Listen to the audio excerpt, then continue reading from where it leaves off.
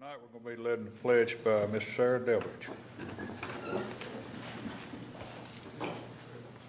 I pledge allegiance to the flag of the United States of America and to the republic for which it stands, one nation, under God, indivisible, with liberty and justice for all.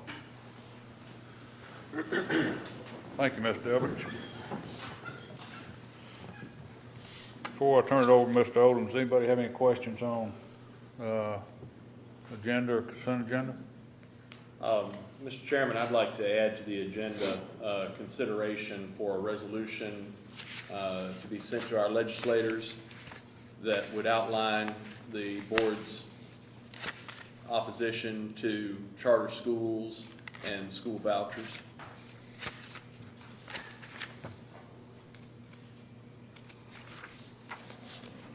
Put that on number 13. I have a personal conflict on Thursday evening, and so the earlier in the agenda that it appeared, the better for me. But you're going to be here I will Thursday. be here.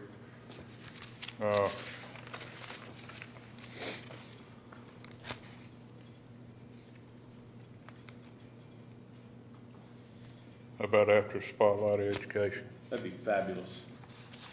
That good with everybody? Yes, sir. You got that, Miss Michaels? I do. Okay. We'll just make that change.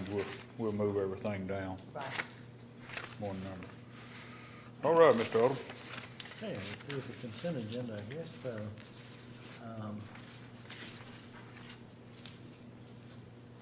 looking at number 8, 9. Christiana Middle School baseball irrigation system. Mr. Robert Horn, principal of Christiana Middle School, has requested permission for the installation of an irrigation system on the school's baseball field. The total installation, including a water meter by CUD, is estimated at $15,000. The funding will come from the Christiana Middle School baseball team. There will be no cost to Rutherford County School Board. The installers will be responsible for all permits and requirements by state and local authorities. There is no gender equity issue since the softball team plays at the community field behind Christiana Elementary School. If anything, this addition will bring the baseball field more in line with the softball field. The motion is recommended approval. Motion to approve construction of an irrigation system at Christiana Middle School baseball field. The Christiana Middle School baseball team will fully fund the construction and metering at no cost to the board. And Mr. Carter's check that if you have questions. Any questions? Number 10. Number 10 is the Tennessee Consolidated Retirement System pension plan for new employees. Mr. Sandvig, if you'll come up to the microphone, please. Beginning July the 1st, 2014, new teachers in Rutherford County will be in the state's new hybrid pension plan.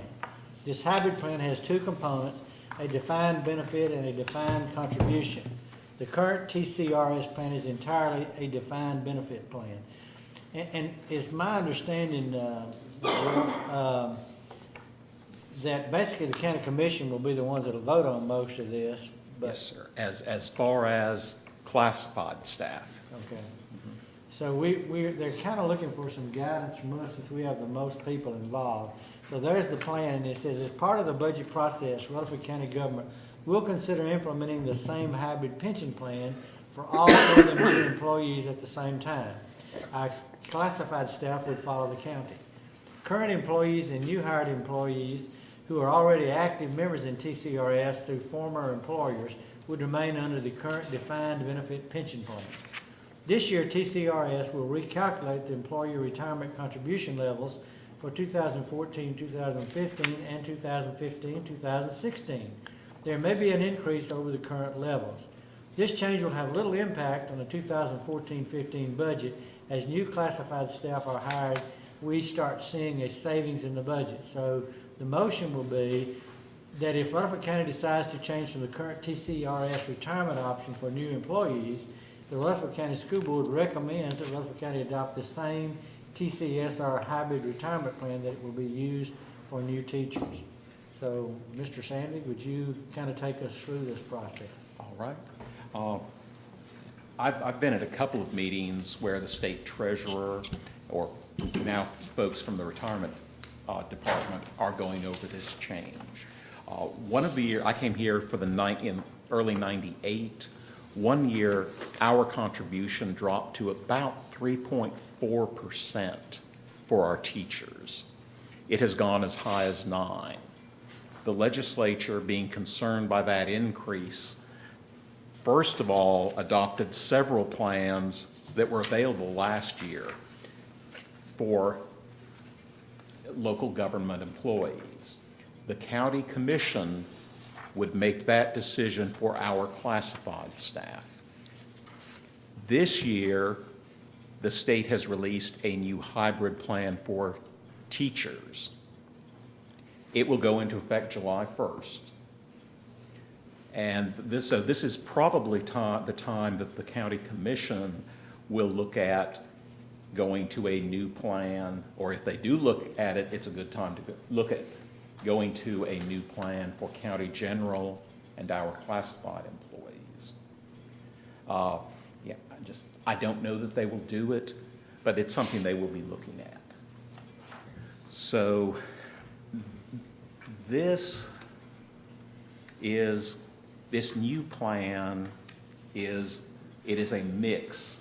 Part of it is defined benefit, which is the current plan.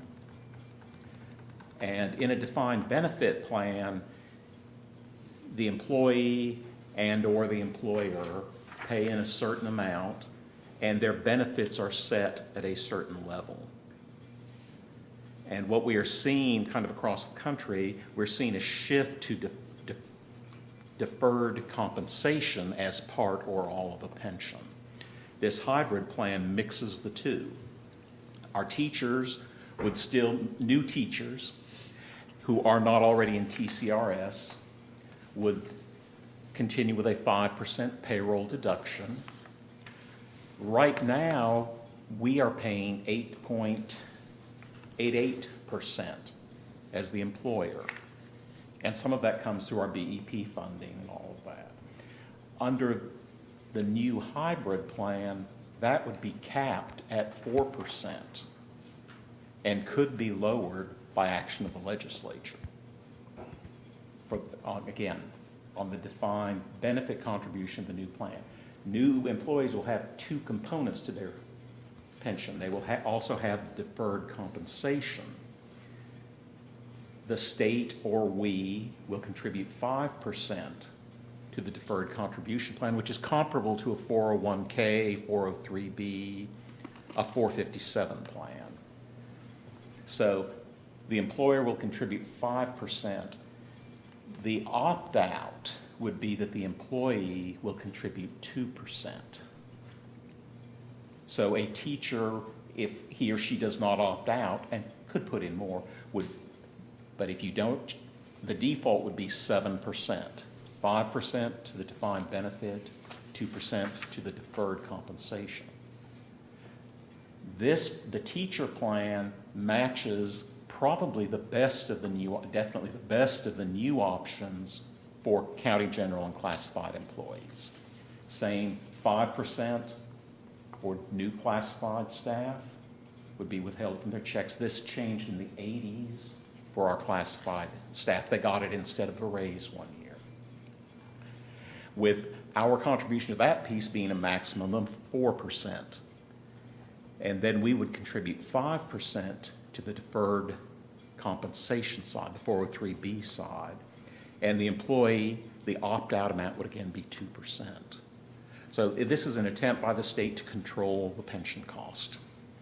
And if the county decides to make that change, right now our classified staff, fully funded, right now it's 12.69% of all classified pay goes to an add-on, goes to the TCRS program and is used to fund that our classified staff retirement. So this is, of the plans out there, if they change, this is the best of the plans, and since it matches the teacher's plan,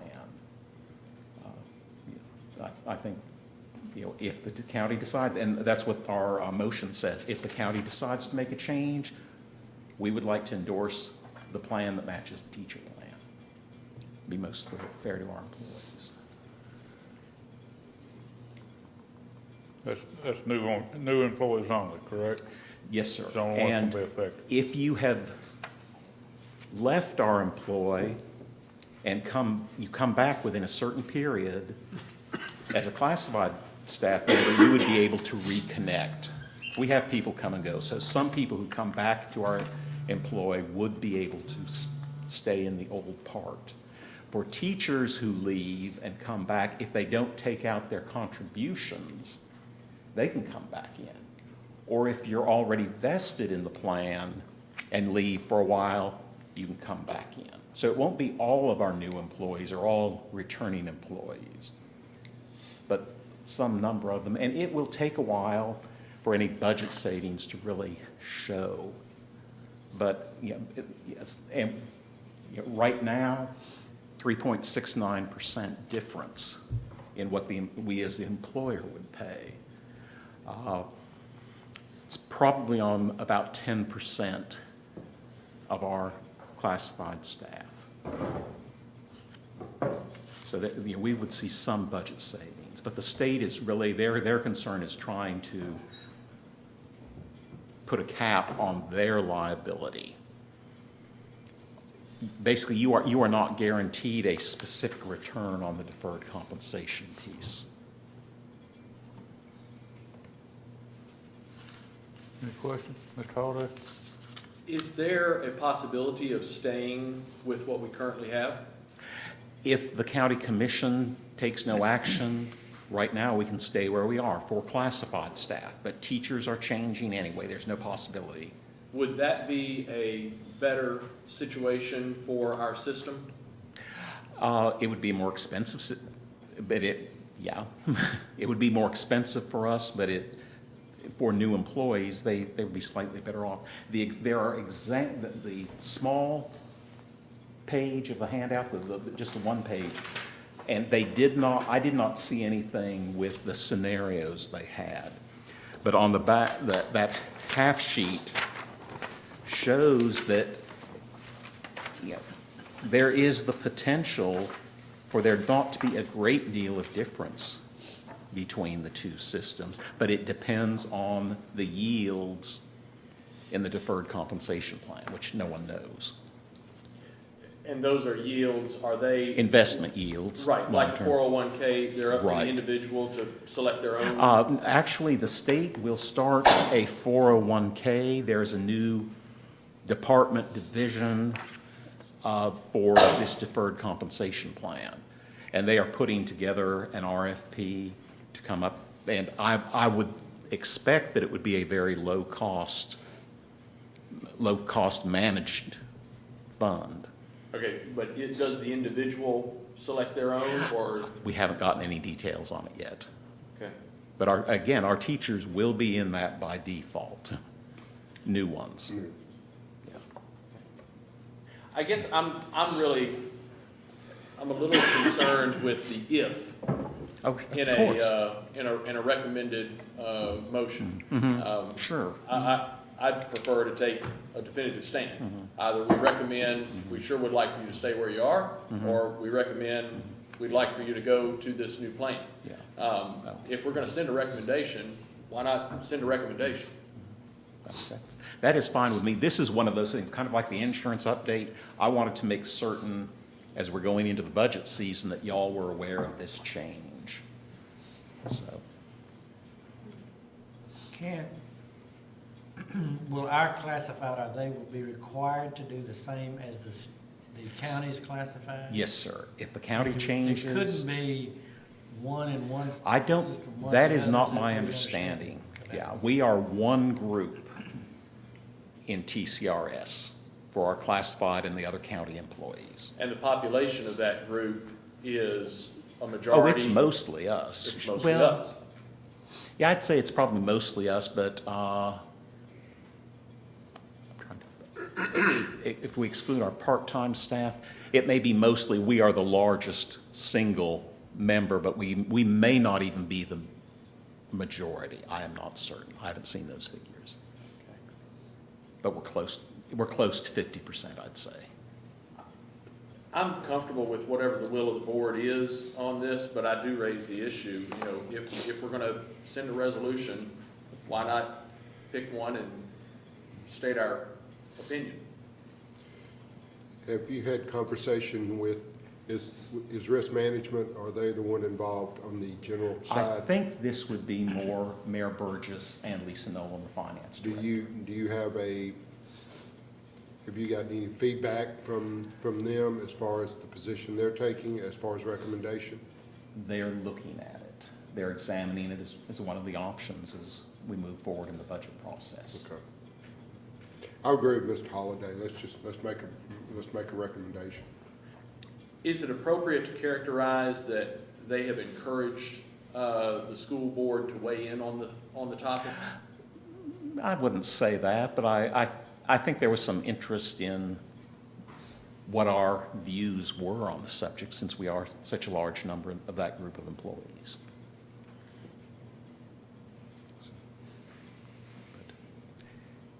And whichever plan you would like, we can certainly change the motion to match that. Mhm. You know, Yeah. this was the one that we felt probably might be most beneficial cost-wise and to employees too, but if you want to do something else, we can make the motion, we can change the motion for Thursday night, where we can take the if out and that sort of thing. And I will check and I don't think we have to move on new employees. That's my reading of this, but I'll get a confirmation on that.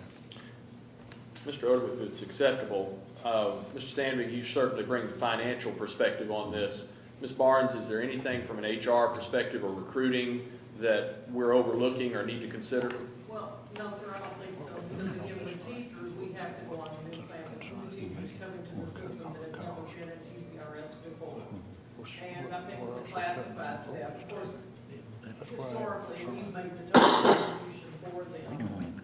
But generally, when we have orientations with our classified staff, we explain to them what those contributions are. They just move forward with it.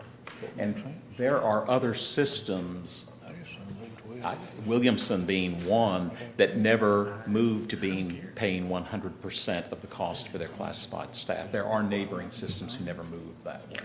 So, But the bottom line is that this recommendation is going to be better for our employees in the system as a whole. well, if the county Right. decides to move to one of the new plans, this is the best one for our employees. Okay. Yeah. But if we go with this right here, basically, we're reducing our cost. Yes, sir. Mhm. Plus the employee's getting reduced too. The employee would be paying more That's than. what I'm getting Yes, at. sir. Mhm. Yeah. So, Yeah, but it would match what's happening with the teachers, so that's, well, I mean, it's gonna hurt everybody. yes. Yeah, the teachers won't have as big a change. Yeah, well, Right. either way, Right. both of them gonna be affected just to save us money. Well, and to limit the state's, in limiting the state's liability, it will make it a more constant rate. Again, that rate has gone up about 150% from what it was at its lowest, which has a big impact on our budget each year. So, I guess where I'm going with this, why wouldn't you leave it where it was at? if y'all want to, there's no problem with that, except there's the funding side, and ultimately, again, the county commission will make the decision, so. I understand that, Yeah. but I'm looking at all sides of it, Right. you know. Yeah. I'm looking at our funding side of it, but I'm also looking at the employee side. Right, oh, yes. Mhm. You know, we went through the insurance deal, Mhm. and went through all that, and to cut costs on our end Right. of it, but we cost the employees. Right, yes, So,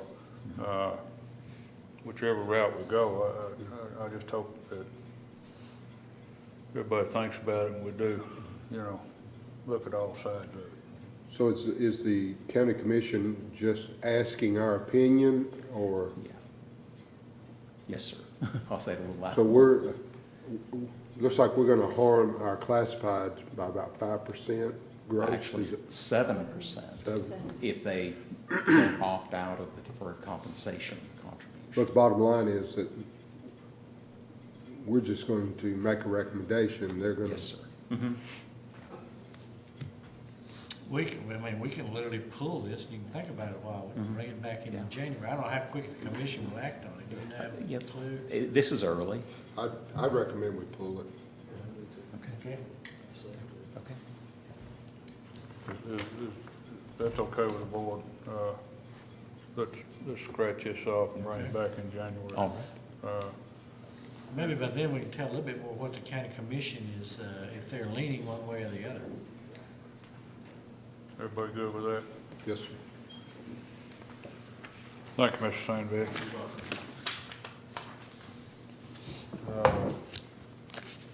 B, B is a contract for student management system. This would be the system to replace the STAR computer system, which of course stops being supported this next July the 1st. The state has approved 5 student management system, attendance system vendors.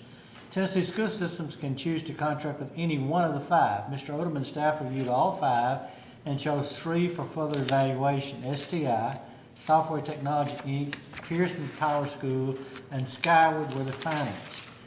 The other two were actually EduPoint and Follett, and they were more expensive, really, even than the 3 we narrowed it to. Mr. Oderman's staff recommend the STI, Software Technology Inc. system. The product is the best choice for the lowest price and widely used in Alabama. In fact, Alabama adopted it, I think. Rutherford County, their home base is Mobile, actually.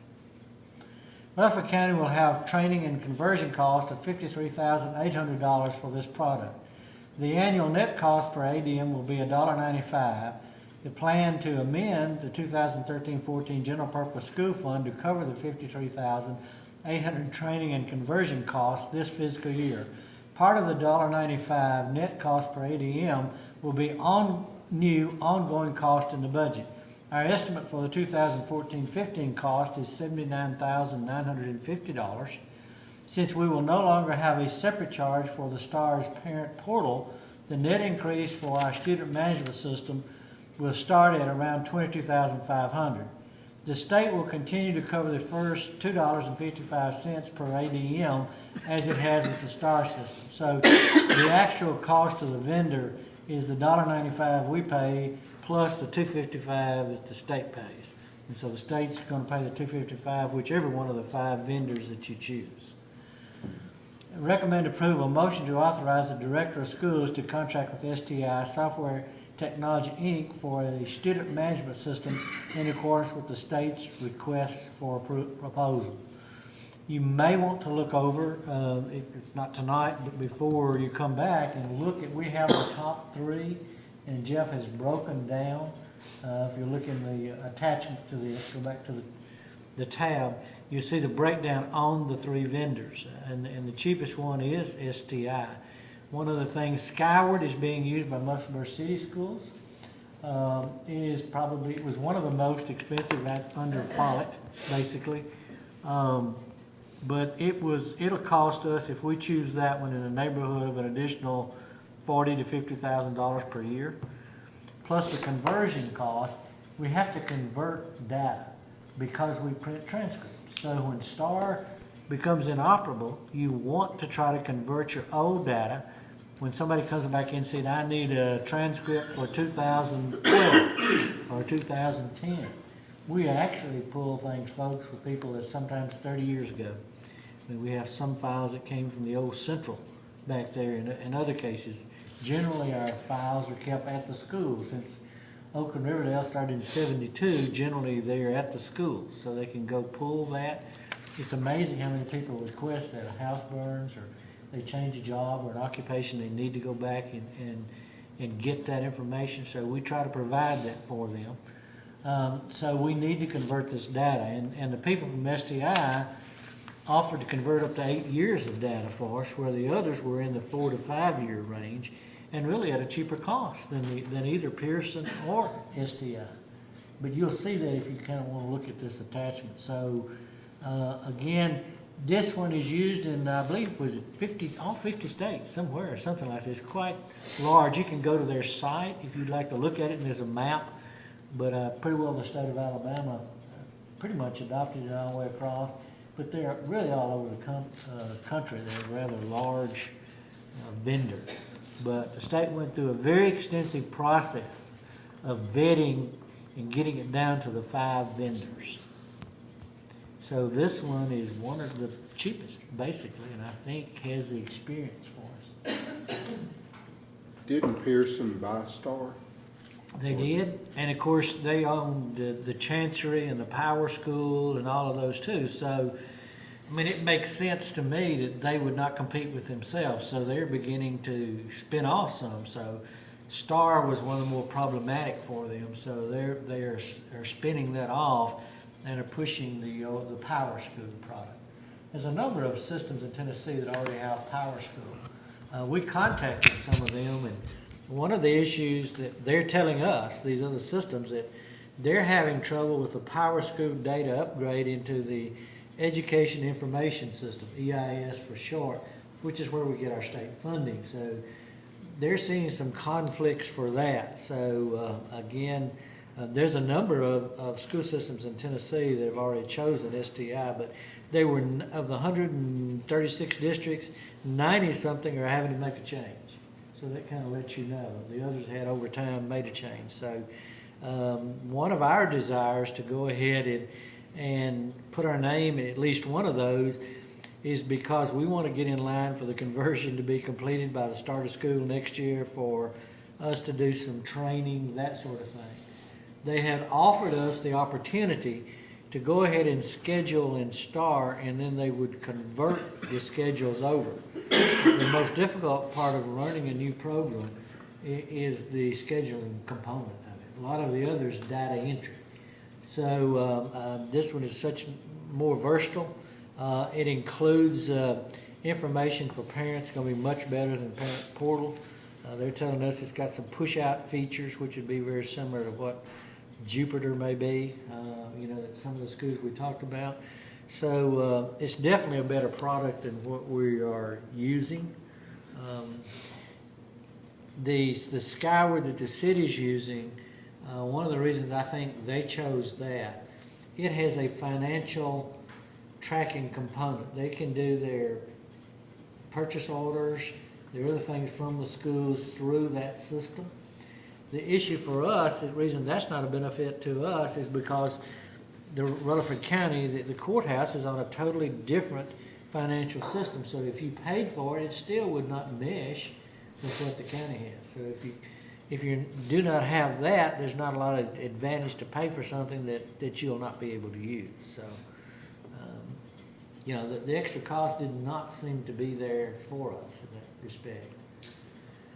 And how long has STI, their program, how long has it been in operation? They've been in business for more than 20 years. I talked to their programmer. He actually lives in Indiana. They have a big presence in Indiana as well. He's been working for the company for 22 years. I remember when STARS came online several years ago, you would put things in and it would time you out and you'd have to start all over. So just since this has a track record and apparently is user-friendly. I'd rather sell and over-deliver, but any program is going to have its growing pains because of the amount of the learning curve of individuals. But this program, we've really vetted. The company has several of them flying in, talk to people that were developers, and also talk to them as well about what kind of services and who our contacts are, so that we know those things. We've never had that with STAR. Great. We do not have to house the data on our server. The state, through their contract, will be providing where the data is housed, which saves you money, from that particular piece doing it.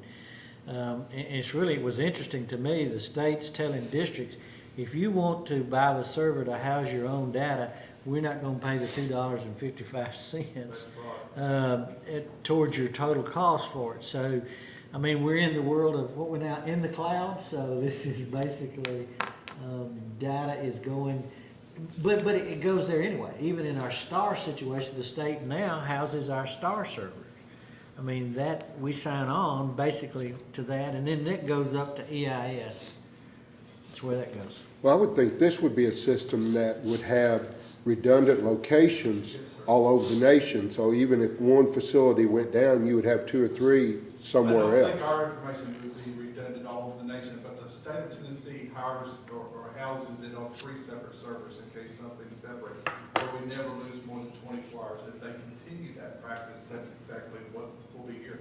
But Mr. Odom's absolutely correct in saying that if we do not house this on their server, they will not reimburse us that $2.55 per student, which is quite a bit of money.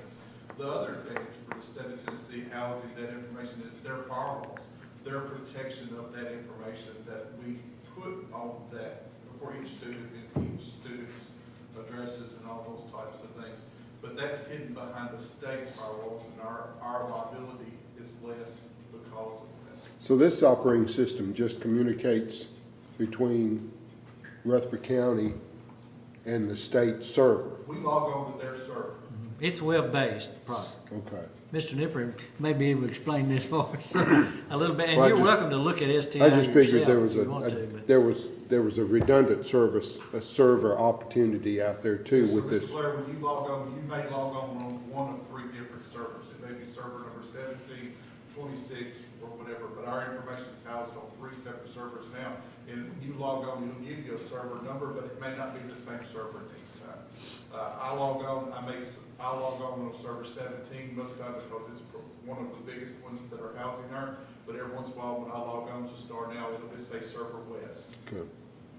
I thought it was a national system rather than just. They do sell and use this throughout the nation, but Tennessee has the desire for it to be housed on their servers. Okay.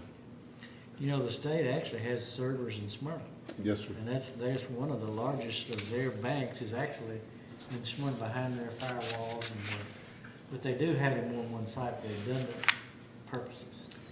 West Tennessee is one. With Pearson having interest in the testing and us going to the online testing, is there anything that we're foregoing with a synergy there of integrating testing and recording the data with the Pearson system? The Pearson testing system that we chose or opted not to use and go with Mingate was substantially more expensive, $100,000 to $200,000 more expensive. So once we opted to not use that, that almost pulled us out of that, which you define as a synergy. But we're having a lot of feedback from other systems that are doing these conversions, and they're getting stuck into in the mud with transferring the data not transferring the way that they would expect it to. And the cost is increasing as they ask for additional years past that 4 years, substantially increasing. I really like the careful consideration that we've given this, and I particularly like that we're acting early so that we get in line for that conversion and are ahead of the curve and give everybody involved as much time with the new system as possible. I think that the idea of being able to schedule in STAR and then STI doing the conversion for us is excellent planning as well. And I think you probably made exactly the right choice here. I think I support the recommendation. STI actually has a data storage thing too for testing some too. Okay. The Pearson product's called SchoolNet. I know Williamson County and some others had it, but they're debating whether they stay with it or not. They're looking some because of cost. So again, I don't know that SchoolNet equates with, it's such a large company and so many divisions, and they are under some contract to create some of the park assessments for that, but right now it's not showing up in the SchoolNet versions that the districts are seeing, you know.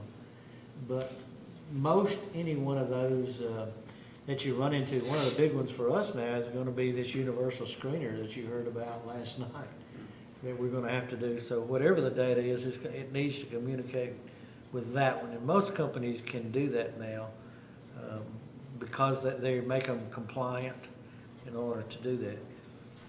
That's one question I asked this company, Ms. Scott, and they have worked with every one of the different assessment companies in reporting that data. They have that capability of doing that. Excellent. Am I correct in saying too, now the state actually took the 5 and did some ranking on the side and released some of it. And I was thinking Pearson came I out, believe there was some unofficial ranking there. there was some that probably shouldn't be talking about. Wasn't up on the high end, okay. Anybody else? C. Okay, I believe we're looking at general purpose school budget amendments, miscellaneous revenue and expenditures. This amendment adds a total of $243,464 in expenditures to the 2013-14 general purpose school budget. It includes $231,385 in additional revenues and takes $12,079 from unassigned fund balance for grant funds that were not expended in 2012-2013.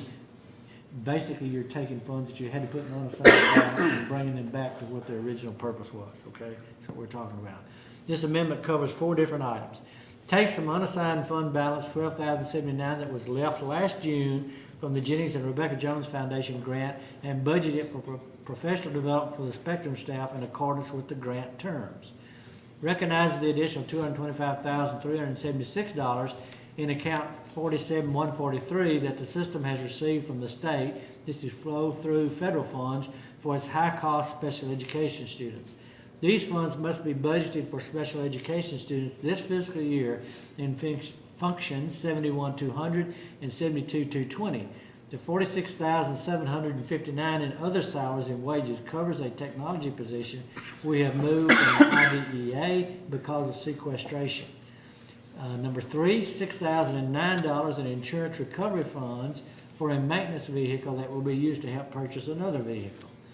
And 4, our vocational coordinator is preparing to retire, and her administrative assistant has moved actually now. This amendment reallocates the $17,484 remaining in the assistant salary and transfers $49,788 from vocational education function 71-300 to function 72-230 vocational education program to fund the replacement coordinator through the end of this year. And I might say something there. If you remember, we talked about this before Ms. Kay retires. She's so good at writing grants. We're trying to get somebody in there to learn the program and what she does in writing the grants. So we're changing from just a secretary to a person that certainly has the potential to be your next coordinator for your CTE. So the motion is to amend $12,079 from unassigned fund balance to Spectrum Professional Development, to amend $225,376 into account 47-143, Education of the Handicapped, IDEA, and the related special education expenditures to amend $6,009 in insurance recovery funds and the related expenditure for a maintenance vehicle, and to amend function 72-230, vocational education program, and 71-300 vocational education in order to cover the replacement position as presented. Any questions? All right, number 2. Number 2 is classified staff. This amendment reallocates $5,770 in already budgeted classified staff pay and benefits, which is $4,795 in pay and $975 in benefits, to cover items that were replacement staff have more experience than the staff in place when the budget was prepared in early 2013. No new positions are involved. $5,770 in available funds for library assistants are being used to cover shortages in 71-300-162 vocational clerks in the schools and 72-130-162 guidance clerks and 72-215-189 alternative school staff. The recommended approval and motion is to amend $5,770 in already budgeted classified staff pay and benefits to cover other classified staff budget line items where replacement staff have more experience than the staff in place when the budget was prepared in early 2013. Any questions? Number three, it goes back to the one about the STI one, because of the training that we have to begin later this year. This amendment funds $40,800 for data conversion and $13,000 in training costs for our new student management system, STI Software Technology, Inc. No new funds are being requested. We should be able to fund this expenditure with the savings from 3 already budgeted line items. These funds are available because of late changes in our E-rate reimbursement and savings in postage. The 72-320-307 Communication Director of Schools, $20,000. 72-320-348 Postal Charges, $10,000. 72-410-307 Communication Office of the Principal, $23,800 for a total of $53,800. Recommend approval. Motion to amend $53,800 from already communication and postal charges budgeted to contract services for attendance in order to fund the data conversion and training costs for our new attendance software as presented. And this is to train your computer operators in the school, basically what you're doing. They're classified staff. And so the total cost of the conversion plus the training, we will not pick up that $1.95 until next year when we start, the per pupil cost. But in the meantime, the data needs to be converted and we need to train our staff to go on to that program. So you're kind of dividing the cost over a 2-year period by doing some of that. Any questions? Number 11. Number 11, licensed practical nurse, LPN, for Siegel High School. Siegel High School has seen an increase in the number of procedures that must be performed by a licensed nurse on a daily basis. There are 7 tube feeding procedures, 2 diabetics whose insulin must be calculated based on the number of carbohydrates consumed, and 14 students taking medication. These procedures are over and above the day-to-day sick, injured student visit and parent and physician contacts. The recommendation is to hire 1 part-time LPN, licensed practical nurse, to perform procedures in the busiest of schools, which is currently Siegel High School. These procedures should include tube feedings, catheterizations, insulin injections, and medication administering, among others. The registered nurse at the school would supervise the LPN in performing these procedures while continuing the other necessary nursing functions that only the RN can perform, including assessing sick and injured students and contacting parents and physicians. Based on a review of average LPN wages in Tennessee hospitals and other school systems, the salary for a part-time LPN working 5.5 hours per day, 5 days a week, with no benefits is $18 per hour. Recommend approval. Motion to hire 1 part-time, 5.4 hours per day LPN, licensed practical nurse to perform procedures in the busiest of schools, which is currently Siegel High School. These procedures would include tube feedings, catheterizations, insulin injections, and medication administered, among others. Ms. Delbridge is here, our nurse this evening, if you have additional questions. We talked about this, and we had kind of basically said our policy was we would try to have RNs. But in a case where you have an overload in one school, you could have an LPN, which is some cost savings, obviously, to the system, to let them work under the registered nurse, which is very common hospital procedures, is what you would see in a case like this. But I was kind of amazed how many procedures they're doing, and you may be too. But questions from Ms. Delbridge? Any other school location that's close? Close to this number of procedures? Yes, ma'am. No, not really. This school is really overwhelmingly busy with the special ed population that has multiple procedures a day. And I'll say for the last 2 years, they've had probably 5 times as many code blues, medical emergencies around the school as any other school too. So, and those are kids having seizures, fainting spells, whatever they would be from, any kind of injury that was severe enough to call an ambulance, those are code blue, so the medical emergencies there. And so if if the RN is tied up doing a tube feeding in the CDC classroom, she can't attend the code blue, which is the heart attack or the broken femur or something like that. Now the first responders have done a phenomenal job, but it's beneficial for the RN to attend those. And so, and the reason I said in year to year, you know, the population of students will move. You know, in 2 or 3 years, it may be Stewart's Creek High that has the abundance of kids who need more procedures. So I wouldn't tie the LPN to a certain school. It'd just be wherever she was needed. Tell them kind of how you handle it when the RN is ill themselves or out for a day. We have a process for that also. We do, depending on what else is happening. We either use one of our substitute nurses. We have hired a couple very, very well qualified nurses to substitute and fill in on those days. Or we have to pull from another school and then leave that school without a nurse for that time being. And there's only 10 schools right now that don't have a full-time nurse due to their procedures and kids who have medical requirements. So pulling those, and still many of those have procedures in the middle of the day that somebody else would have. We juggle. That's just what you do. But Siegel High School right now is pretty overwhelming, and we send people there periodically just to help her out so she can get classroom health plans written, doctor's orders called for, updates on immunization records, that kind of thing. Would it be affordable for us to have, would you say 10 schools that do? 10. Mm-hmm. Would it be affordable for us to have LPNs in those schools and then have the RNs supervising and I guess roving? The problem with that is the definition of delegation of procedures, and an RN has to supervise. How closely they supervise is up for debate. I know city school systems do things differently. An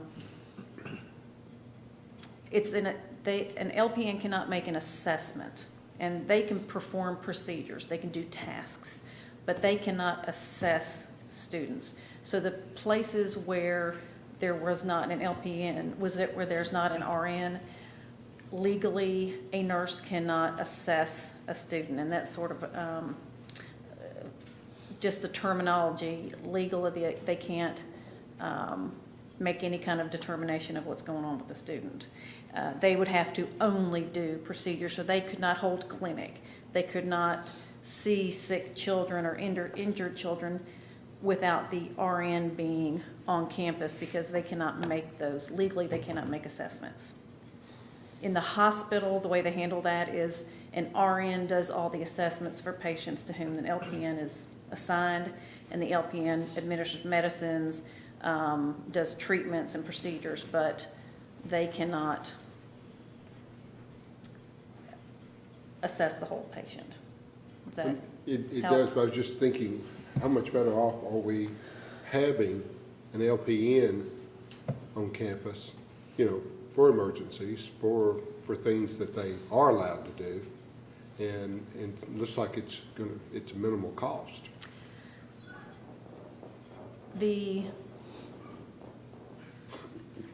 Judicial review is always an issue. And that is a licensing issue. An LPN cannot train others to perform any of the tasks, any medicine administration, CPR, first aid, EpiPen administration. They could perform the tasks. But aren't those the majority of the tasks that go on normally? There's a lot of training that the RNs do at the schools every year. And it's ongoing. New employees. An LPN could respond to a code. They could not do the assessment during a code. They could call an ambulance. They're not allowed to make the calls that the RN makes. But they would have a first responder. They would, right, but again, they're lay people who are trained in first aid and CPR, EpiPen administration. An LPN has less than a year's training. The RNs that we hire have 4 years of training. So, I mean, they focus on how to give the medicines, not the body systems, the assessment of the patient and why things are happening, and big picture, anticipating further problems, that kind of thing. You need to have a conversation with Miss Hillary.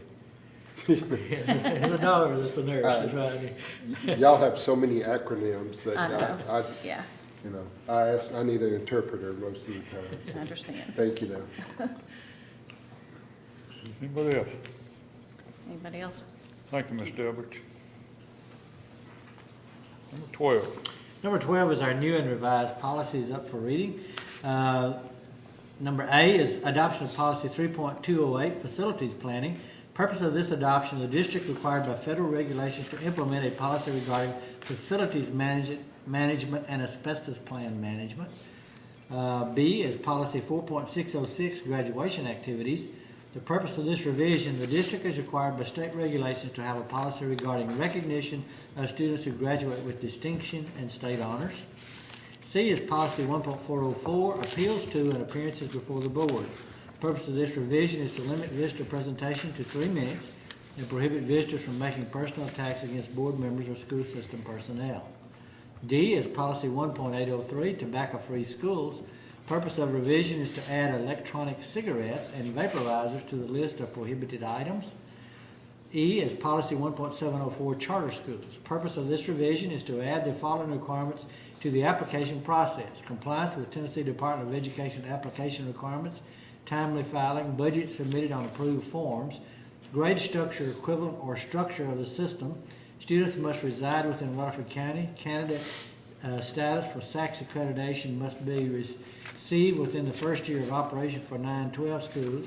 912 schools must meet system graduation requirements and provide a curriculum to meet the University of Tennessee and the Tennessee Board of Regents and NCAA requirements for Division I schools, in compliance with all state and federal rules regarding nutrition, transportation, bids, and purchases in special education. Number F is policy 6.702, student clubs and organization. The purpose of this revision is to distinguish between curricular and non-curricular clubs and provide rules for posting materials in school buildings. And the recommended approval will be a motion to approve the adoption of policy 3.208 and revisions to policies 4.606, 1.404, 1.803, 1.704, and 6.702 on second and final reading as recommended by the policy committee. Any questions, Mr. Holliday? As this has been out in front of the public, letter F with the distinguishing between curricular and non-curricular clubs and provide rules for posting materials in school buildings. I've gotten a little bit of feedback outside of the posting of that, but also the access to public address or announcements and the fair and equitable access to that as well.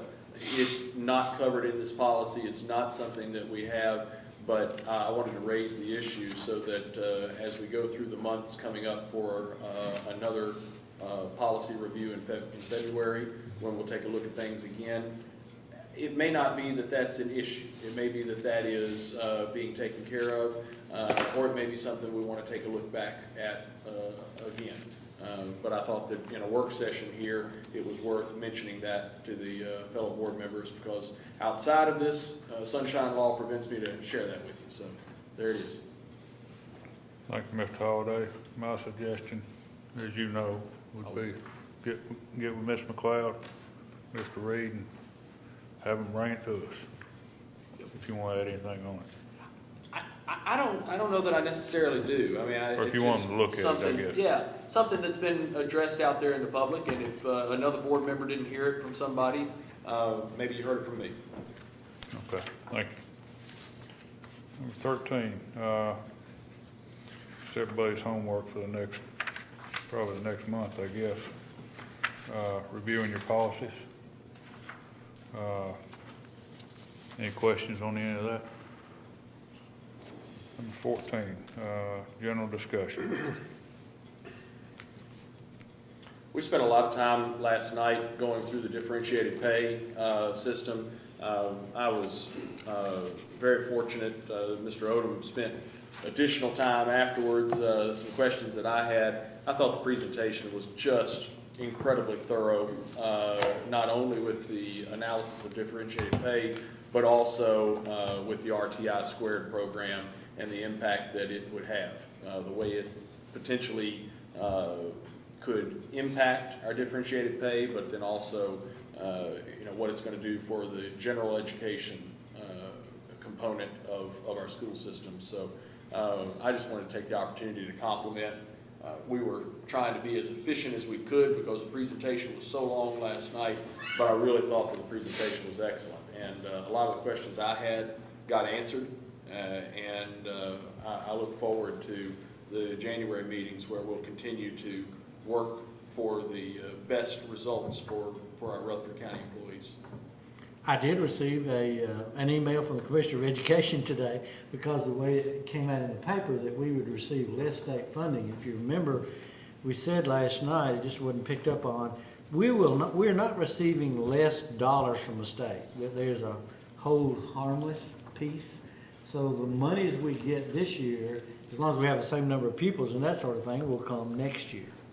The issue, I guess, over time is something else that we have to do, which comes in through Jeff's people do it, and Miss Barnes' people do it and all. It's called a PIRS report, which is Personal Information Reporting System, which is another acronym for the state, where every teacher you put the information in about the teacher, the degree they held, how many years they're there, that sort of thing.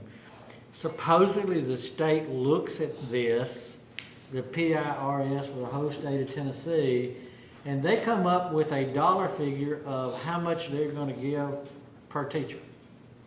And it doesn't really matter whether you've got a master's or a doctorate or a BS, and starting there's this dollar figure. Then they subtract from that is this ability to pay, which is a little over 73% right now or something like that. So the state comes up with this dollar figure for how much per teacher they can change a little bit each year, and then they multiply it for us this year, ability to pay about 73%. So we have to make up any difference between that and what it actually costs you for the teacher, based on that salary schedule that you saw. So I don't want to give the implication that the state's necessarily giving us less dollars. It's just, it's down the road as you begin to look at it, what is the implication for the state in when they design this or decide on that base salary of whatever they're going to say each teacher's worth, if they're not really looking much at anything above a master's and all. And to be frank with you, we don't know the answers to some of that, nor how the legislature is going to treat this. And then I think we said some of that last night. I do expect there'll be some changes come forth. I just do not know what they are at this point, or how much the state may change it. Jeff, you got a question? Would you, one of the other items in the News Journal this morning, would you clarify what we are proposing to freeze or? Go ahead. You go ahead and do that if you want to. Since you presented last night, yeah, step up and do, because that was kind of maybe misinterpreted also. I just thought it might be good to clarify this. The only group in this proposal that we're talking about freezing the current value of the local salary supplement. So whatever step increases are built in there, the people with a master's plus 30 or 45, depending on which one you call it, the current EDS or a doctorate would get the same dollar step increases that we show in the current schedule. They would not, but those dollar increases would be flat. They would stay as they are. They would not be incremented by a cost of living raise or whatever else in this current plan, which is all it is. You remember the whole state salary schedule comes that one little sheet that had two lines on it. If you remember, this is your base salary, and then when you on BS and this was it 370 or something, you get this figure at, then at 6 years, and then another one at 11, and that sort of thing. So you're doing your comparisons basically back on what the state is saying the salary must at least be, we've always paid more than the state, as far as I can remember, than the state minimum anyway. But it's not correct to assume that they're gonna actually send us less dollars, per se. What continues to puzzle me is why there would not be an encouragement for teachers to continue to pursue that advancement with master's degree and PhDs, and why you would want to hurt your universities by not encouraging those individuals to get their masters and their PhDs. So, you know, there's a harm here, and I just don't understand the reasoning for why we shouldn't be, or everyone shouldn't be encouraging these people to pursue and advance their professional career through education. So it just doesn't. It bothers me that there may be 136 salary schedules next year all over the state of Tennessee, as everybody tries to deal with this as best they know how to try to address it in some way. So there's always been differences in salary schedules depending on how much local monies you want to put with it. But you put this other criteria that basically says anything that just degree and experience will not be approved. So you've got to choose from this other menu of things to be included when you build your salary schedule, and different schools systems are pulling different pieces of that. So I guarantee you it's going to be quite different across the state when you look at it. One thing, please. No, I was just going to say that my comments pretty much echoed Chairman Hodges last night that were printed in the D&J today, and just continue to need that to be said. One thing that I was really pleased with was the way our staff has married together an emphasis not only of what is fair in a compensation plan, but also what's effective. Mr. Odom, you and I have talked about other systems and what they're considering, and some places or some systems are considering a compensation plan that may be really simple to follow and very apparent, and yet it doesn't achieve the results that we're striving for. And I think that the group that you put together, the committee that have brought these recommendations, have achieved not only something that's fair, that you say, if I am high achieving, then there is the possibility for additional compensation, but also it is effective.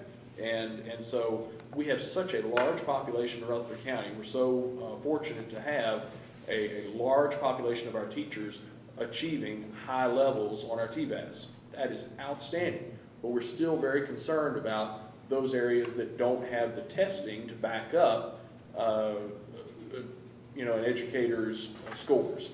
And in that regard, are we necessarily getting what we want? I think the recommendations really address that well, and are going to serve our county, and achieve what we need. Anybody else? And I'll also say that with the higher education degrees, I think there's still potentially work to be done, and perhaps even revisions to be made between now and January as to how we do that. One of the things that I've looked at, and it may indeed not be the right thing, but we currently do not do any kind of tuition reimbursement. We simply, once you achieve that degree, there is the increased pay, and historically that's been the right thing. But it's at a time like this where we say, let's look at all the possibilities, and is there a way that we can incentivize and really achieve the right people for the roles that we need to fill. One of the downsides to not being able to compensate for the doctorate degree, even though you may be able to achieve the master's, is do we have the right people being modeled and molded into place for administrative positions within our system. We've been so successful with promoting from within and having people with long tenure that know our system very well to rise to those administrative positions and be incredibly effective.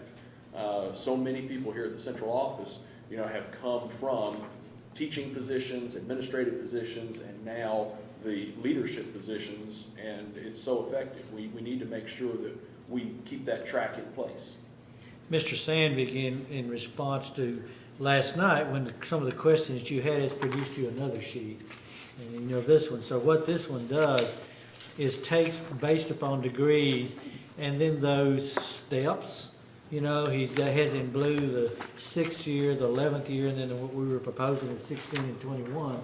But you can literally see how many teachers equivalent we have in those positions right now. Now he's pulled out some vacant teaching positions, and when you have some interims, that's when you get fractions and things like that. It's kind of difficult for it to track exactly, but from the financial standpoint, you can actually see how many teachers you have in those categories, and and you'll notice some shifts between 2002-3 and the current year that teachers are getting higher, more degrees, and that doesn't surprise me. They're trying to make more money, basically, and that's kind of the American way that you do it. On the other side of it, there's certainly a cost for that too, but that's exactly what they're doing. So, Mr. Odom, I want to raise, I think it's worth all the board members and even the general public understanding as well, with the increase of online education and the opportunities that are there for these advanced degrees to come through some type of non-standard practice. We also have to be good stewards of what is the value of that higher degree. There are a lot of different ways to get a master's degree or even a doctorate, and we want to make sure that we're rewarding for a degree that brings the appropriate level of value. And so I think that that's something I know that you're keeping an eye on, and in some way, if it's possible to introduce that into this compensation program to where we make sure that the degrees that we're rewarding are the degrees that are really paying back to our system. I think that that's appropriate. Anything else? Anybody else?